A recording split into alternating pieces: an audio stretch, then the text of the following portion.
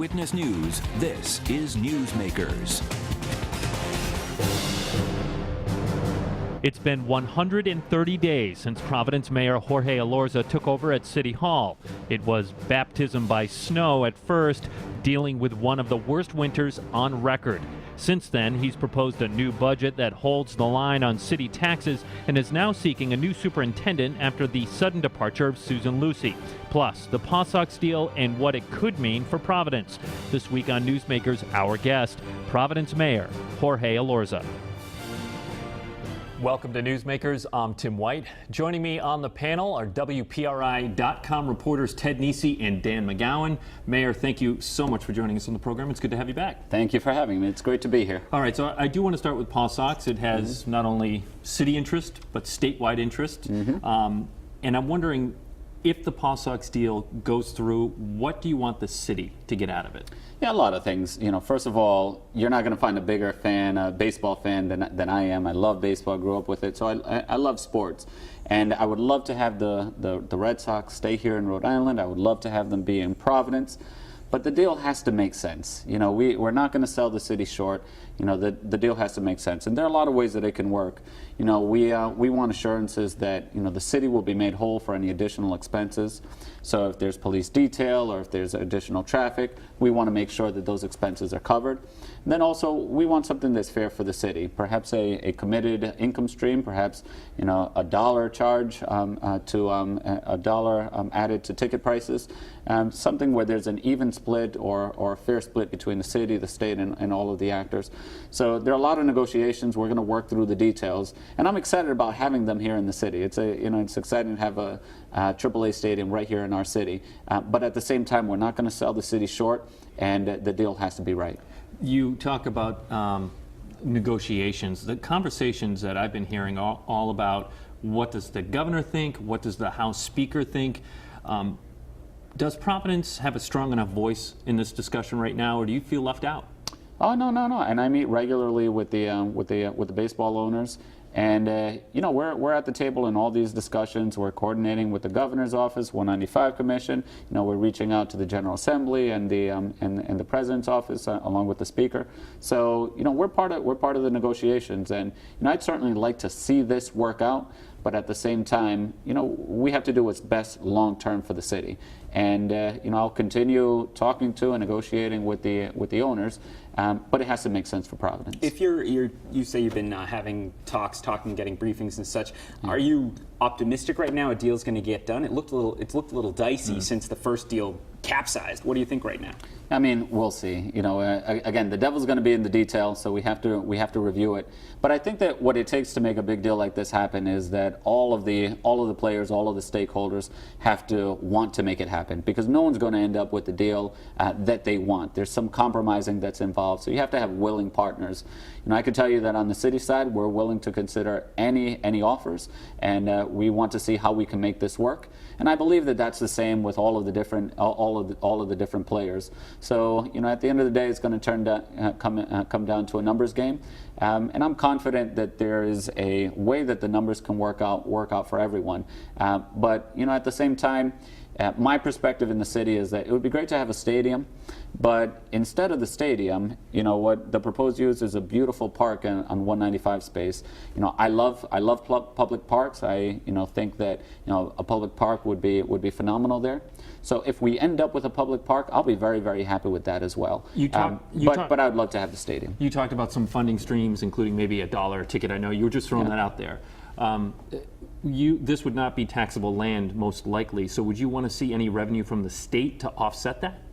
So that's the reason why we've been coordinating with everyone involved. You know, absolutely, the city would like to have, you know, a revenue stream to at least be made whole for our additional expenses and our investment in the stadium. So it can come in a lot of different forms. It can come straight from Red Sox. It could come from the state. It could come from tax revenue or other sources. So we can figure it out. But it's just a matter of having the willing parties come to an agreement. If it comes from the state, Mayor, you know, let's say another pilot payment in lieu taxes or something like that, we're talking about a larger expense for taxpayers. I mean, how do you justify that?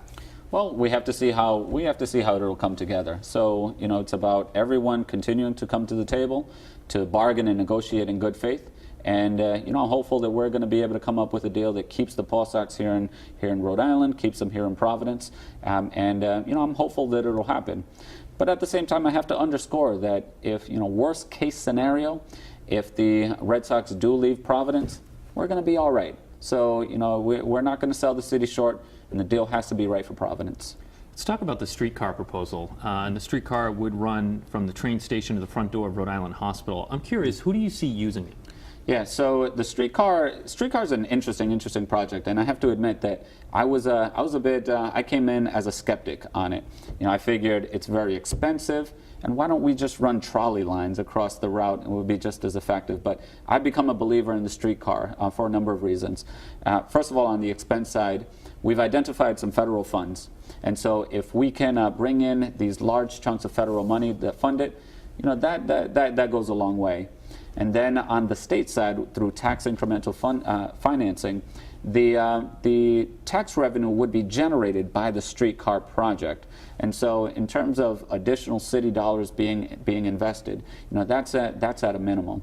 But then another reason that's been so persuasive for me is that you look at a number of other cities that have a streetcar initiatives and projects, and what they found is that they've been sources of economic development. All along the streetcar lines, that's where businesses and developers want to invest.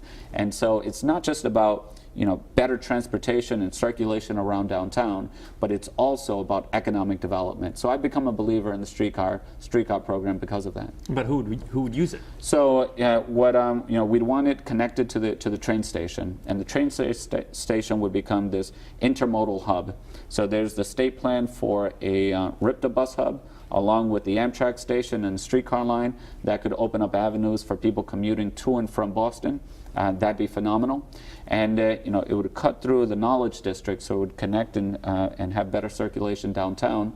But then also it would connect the hospital and the South Providence to downtown proper. So that's exciting. But that's only phase one of the streetcar project. So once we put the tracks on the ground, then phase two and phase three over the long term, then we can start fanning this into the neighborhoods. And I tell you, every single developer that comes into my office that's considering investing in downtown, they tell me one of the great challenges they have is parking in down city. But if we can move people into downtown through public transportation, streetcar, bus, walking, and bicycles, then that alleviates and overcomes a lot of the challenges we have around parking. And that would go a long, long way. On the table, looks extraordinarily expensive. Like you said it's expensive. $100 million streetcar project, roughly 1.6 miles. That's like $63 million a mile. Yeah. I've never seen a streetcar proposed that high. I might have missed some, but I've seen other places where it's significantly lower. Why is it? You might have missed some. I know the Washington project's extremely expensive. Yes, and it's very unpopular for that reason. So why is it so expensive to do this? Could it be done cheaper, like in Portland or Sacramento? Yeah. So what I've done, I've sat down with my planning director, and I've grilled her on the numbers from a number of different angles, and I'm confident that she's using very conservative numbers, and the tax incremental financing to the tune of maybe about $53 million. There's a good chance that increased development will increase property values so that the additional revenue to the city would be more than $53 million. But the 50 or so million dollars, that's a very conservative estimate. So we might do even better than that. On the cost side, you have to be very, very careful with this, with the pre-planning. And it's about being honest with yourself. No one wants to set themselves up for failure and for a project that's going to have cost overruns. And so I've looked through the budget. And again, I want to be very realistic, and I want to be very conservative on what this would actually cost. So I believe those numbers are real. Once we break ground, if we get these federal dollars, knock on wood, that we'll finish the project within budget. Mayor, I want to ask about the federal dollars. So you've got $13 million committed to you right now. You want to borrow $57.7 million. That would be the tax increment financing. Then there's still a hole. We're talking roughly $30 million. Are you willing to put more city money in for this project, or is 57 the number that you can do? So right now we've identified a funding source from the federal government. It's a Small Starts program. And that's exciting. That could be anywhere from $20 million to $60 million. We've reached out to the Department of Transportation, and you know, there's no modern streetcar system in all of New England. You know, and for the cities that have been planning a streetcar, ours is further along than any others, and we've gotten very positive feedback from the Department of Transportation. But not the money, because you asked for a lot and you only got 13. No, I understand. And so we've gotten very positive feedback, and I think we stand, you know, we're in good position to get this money. I'll tell you this, if we don't get this federal money, the streetcar project isn't going anywhere. We just don't have the money here locally it's just too expensive. But if we can, you know, leverage the dollars and bring in that federal grant, you know, that completely changes the game. You know, I want to move on from streetcar, but real quick, I'm just curious, who pays for the maintenance of these things? Yeah, so the city does. You know, just as we subsidize our roads when we build roads, just as we subsidize RIPTA, it'd be the city and potentially a partnership with the state as well. But for planning over the long term, that's where a lot of cities have run into trouble. So they budget out the expense of building it, but then there's also the expense of maintaining it. And so, you know, we need to be very smart and make sure that that's part of our core plans for it. All right, we're gonna, we have 2 minutes before we go to a commercial, so this next topic is a big one, and we'll probably fold over into the second half. I want to talk about the school department. Yeah. The head of the Providence School Board, who you reappointed, called your budget, quote, harmful to kids. I assume you think he's wrong. Absolutely. So why is he wrong? So first of all, he's speaking in his individual capacity. The school board overwhelmingly approved the budget, you know, and he was the only person who voted against it. So he's speaking in his individual capacity, and you know, there's some misconceptions out there that the school budget is being level funded. That's not true. The school budget is actually increasing by $7.3 million. All state money, though, right? Yep, And you're losing federal state money, a good 9% of federal money. Yep. And that hasn't been determined yet. We don't know exactly what the amount of federal money is. But from 2011 to 2015, if you look at the city side of the budget used to be $330 million in 2011, is now $333 million in 2015. But if you look at the school side of the budget, during the same time that the city side has stayed flat, the school side has increased by $37 million. And so this idea that, you know, we're balancing the city's budget on the backs of the school, it's just patently false. You know, I'm committed to making the strategic investments that we have to make in our schools, and specifically, the first thing I did was I commissioned an audit of central administration. And in central administration, we just got the report back, and it tells us that our administrative systems aren't aligned to the needs of the individual schools. And I'm committed to finding efficiencies, taking the dollars that we have and using them much more smarter, making strategic investments so that we get more bang for our buck and support our teachers in the classrooms, our principals in the front lines, and our families, and give them the schools they deserve. Mayor, that $37 million that you say has increased is all from the state education funding formula. Yeah. Your superintendent, Dr. Lucy, your school board president, Keith Oliveira, both say that the city is not meeting its end of the bargain. Do you think the state funding formula was designed to subsidize the city in that way? Well, I'll tell you another thing that isn't counted in those numbers. You know, I've also committed to spending $10 million to repair our schools. And you know, those are for basic improvements that we have to make. But that doesn't answer the question. So but it goes to the total funding for schools, and you know, that's, you know, our school buildings are of course a part of our school system. And what we've been doing is we've been kicking the can down the road for such a long time, and not making this investment. And so when you look at the total dollars, kicking the can down the road on education from local funding? Well, you know, you know, these are tough times for the city in a lot of different ways, and you know, that's the sad truth of it. You know, I would love to increase spending on the city side, on the school side, to make strategic investments. The truth is, we don't have the dollars here in the city, so we have to be creative, and we have to find efficiencies, and that's my focus on the city side and also on the school side, to have systems that just work, and we can get a lot more out of the dollars that we have. My last quick question. Briefly. Keith Oliveira, the school board president, should he resign? I mean, I'll leave that up to him. You know, I have a good working Would you like him relationship to with the resign? school board. You know, they overwhelmingly supported and approved my budget. And now we're working together on the superintendent search. So I'm satisfied working with the school board. All right, we're going to take a break here on Newsmakers. Our guest this week is Mayor Jorge Elorza of Providence. When we come back, we're going to talk about that budget and the sense of urgency there is to pass it. Stay with us. You're watching Newsmakers.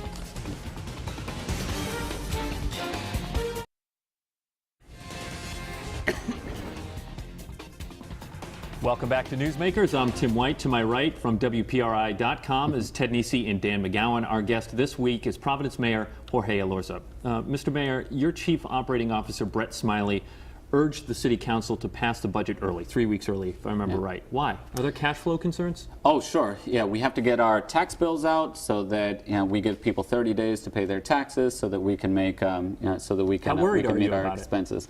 Well, we're working with the City Council, and I'm confident that we're going to pass the budget. We're going to pass it on time.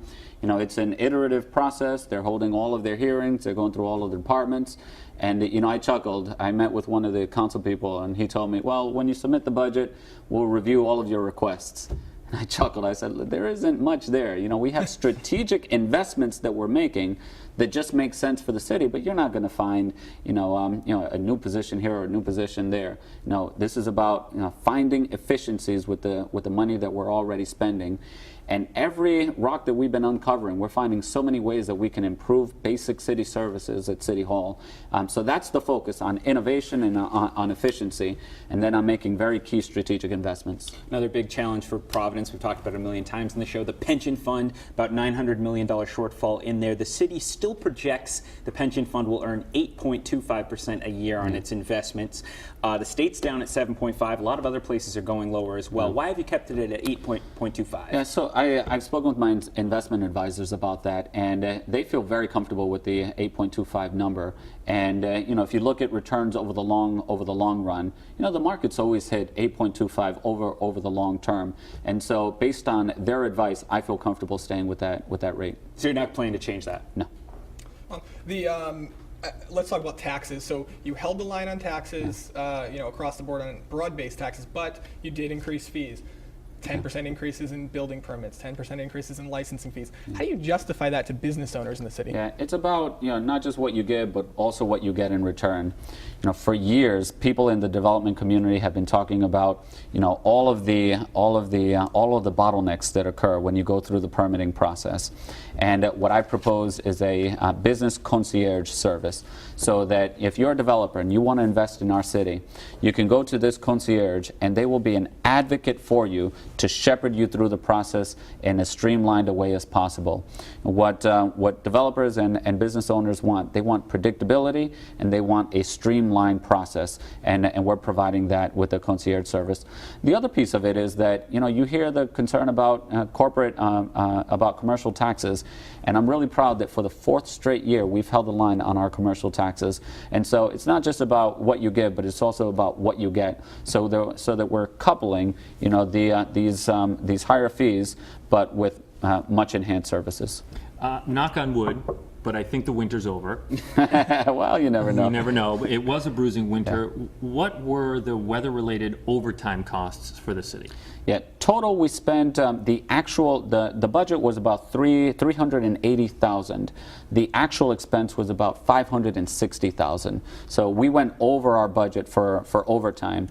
And that's why in this latest budget, I included an increase of 13% for our snow removal budget.